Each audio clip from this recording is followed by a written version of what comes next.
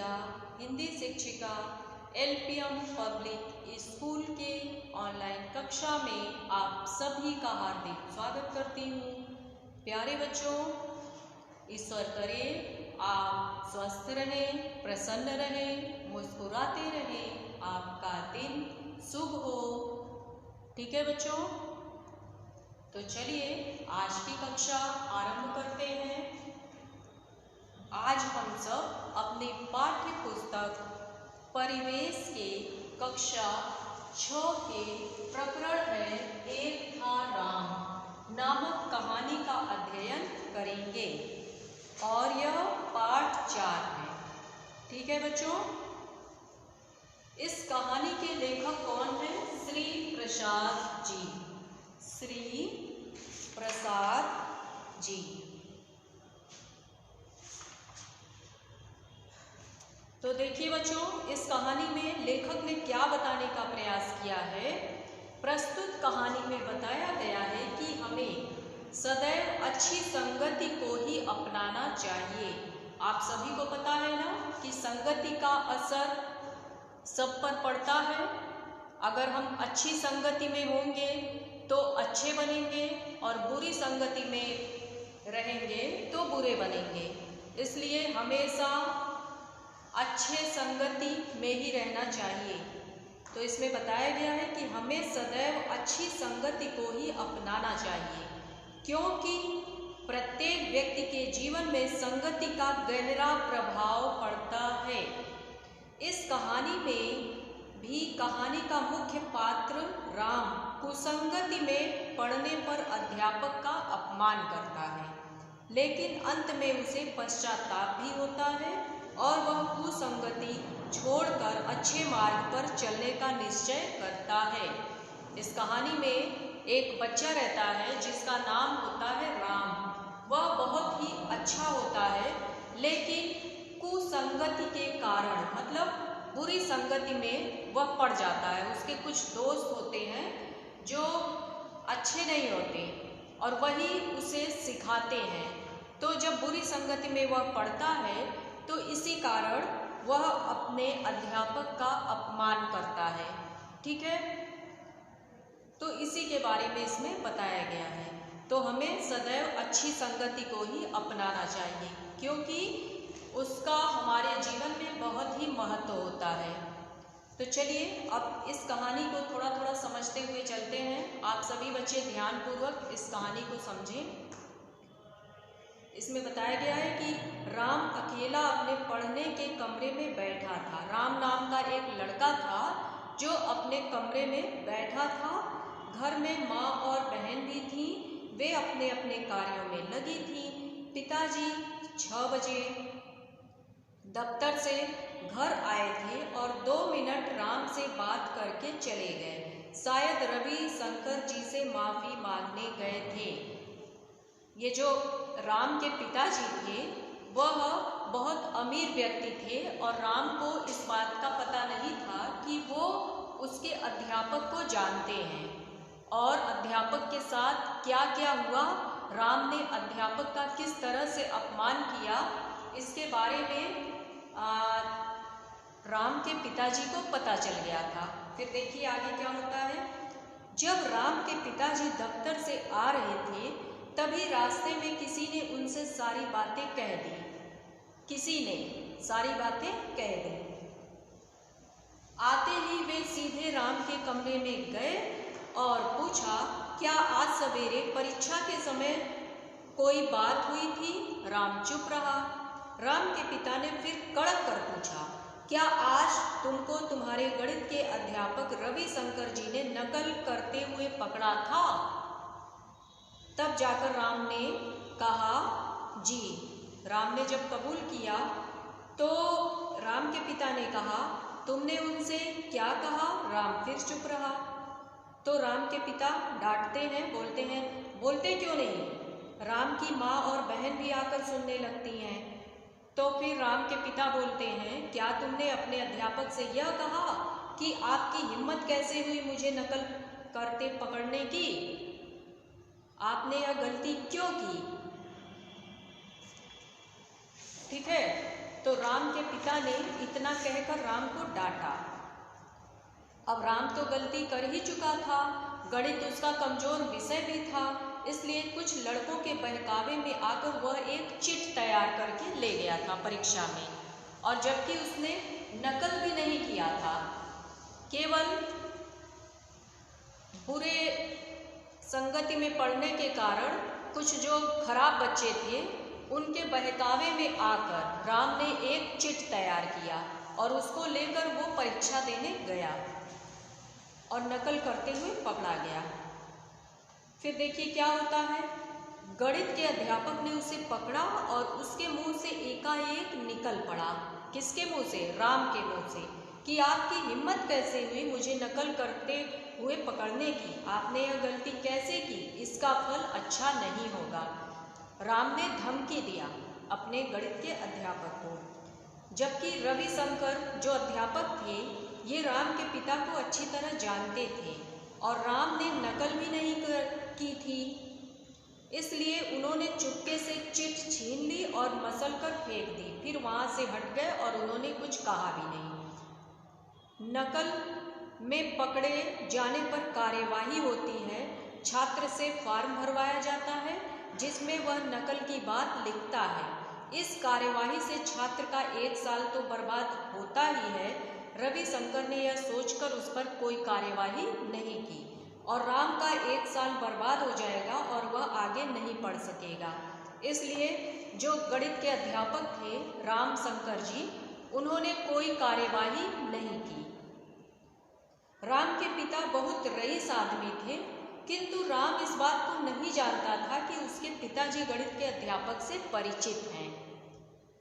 राम के पिता बहुत अमीर आदमी थे, लेकिन वह इस बात को नहीं जानता था कि राम के पिता गणित के अध्यापक को जानते हैं,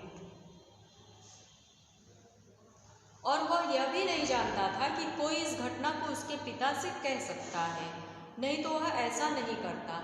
ऐसा दोष उसमें कुछ ही दिनों से आया था, संग सोहबत के कारण, नहीं तो वह ऐसी गलती नहीं करता, क्योंकि राम अच्छा लड़का था और बुरे संगति में पड़ने के कारण उसने ऐसा किया। इसके बाद देखिए आगे क्या है, तुम्हें शर्म आनी चाहिए अपने व्यवहार पर। मैं नहीं सोचता था कि तुम ऐसे हो। दुखी होकर राम के पिता बोले और तेजी से घर से बाहर निकल गए। राम के पिता ने राम को किस तरह से डांटा कि तुम्हें शर्म आना चाहिए अपने व्यवहार पर, तुम ऐसे नहीं थे तो ऐसा तुमने क्यों किया? उनके चले जाने के बाद माँ ने भी पूछा, लेकिन राम ने कुछ नहीं बताया। इसके बाद माँ खाना बनाने चली जाती हैं। बहन इतनी छोटी थी कि वह कुछ पूछ भी नहीं सकती।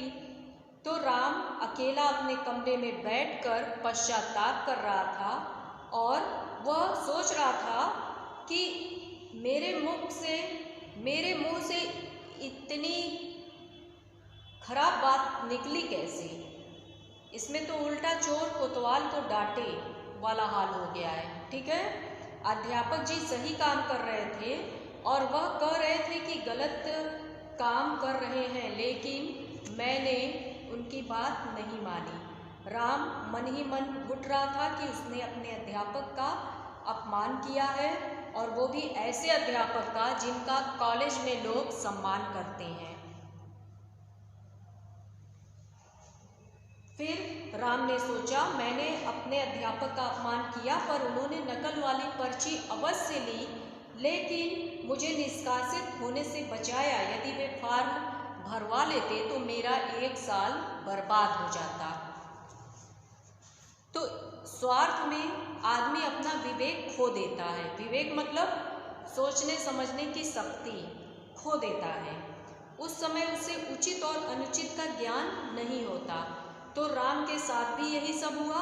अब वह एकांत में बैठकर सोच रहा था कि अपने गुरु का अपमान करते समय वह अपना विवेक खो बैठा, जबकि वे अपना कर्तव्य पूरी तरह से निभा रहे थे।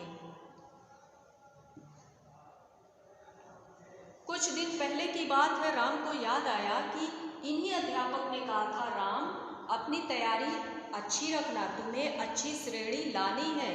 यदि गणित में कुछ पूछना हो तो घर आकर पूछ लेना, संकोच मत करना, अध्यापक ने राम से कहा था। और राम कुसंगति के कारण इन सब बातों को भूल गया था। और उसके 3 दोस्त थे, भानुशंकर, त्रिभुवन और मोहन। इन तीनों को पढ़ने लिखने से कोई मतलब नहीं था और सब बड़े घर के थे, गाड़ी से आते और जाते और बहुत ही शैतानी करते। ठीक है, तो धनी होने के कारण जो प्रधानाचार्य जी थे वो भी इन तीनों के पिता से दबते थे और कुछ अध्यापक भी डरते थे, इसलिए कोई बोलता नहीं था उन्हें।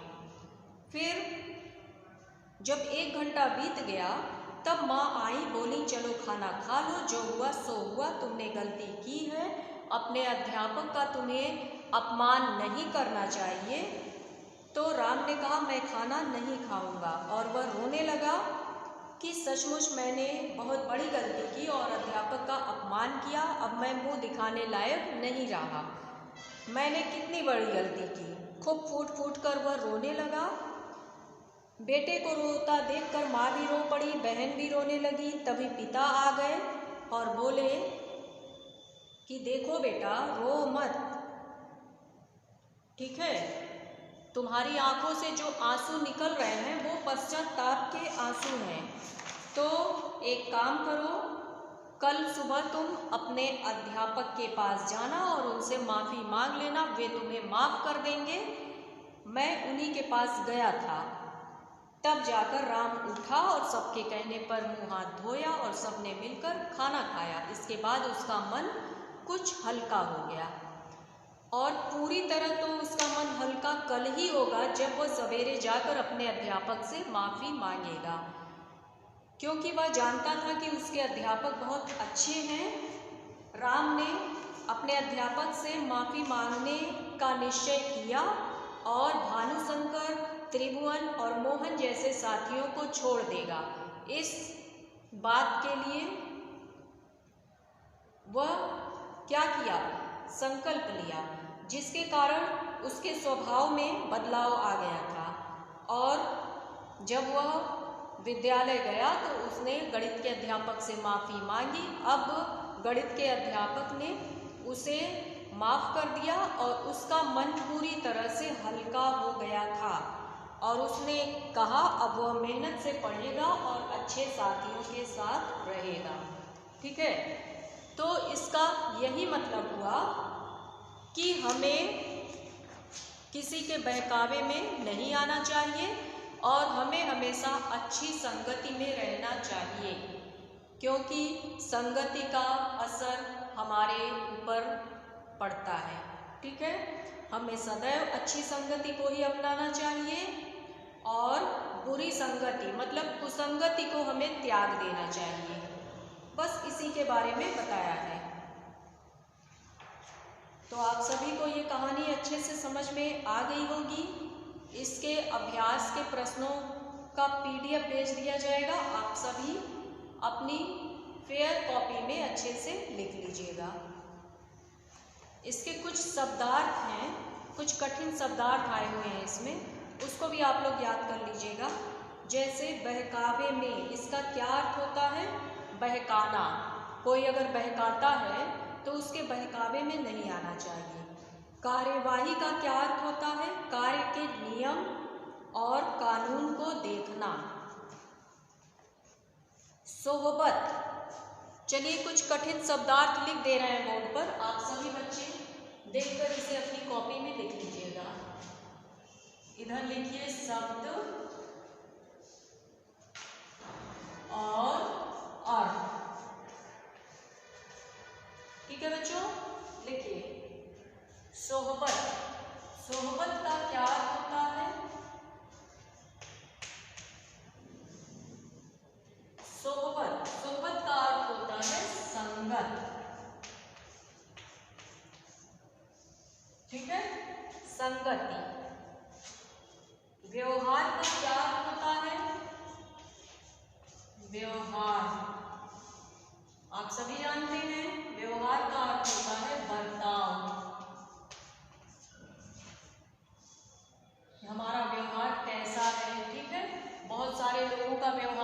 अलग होता है।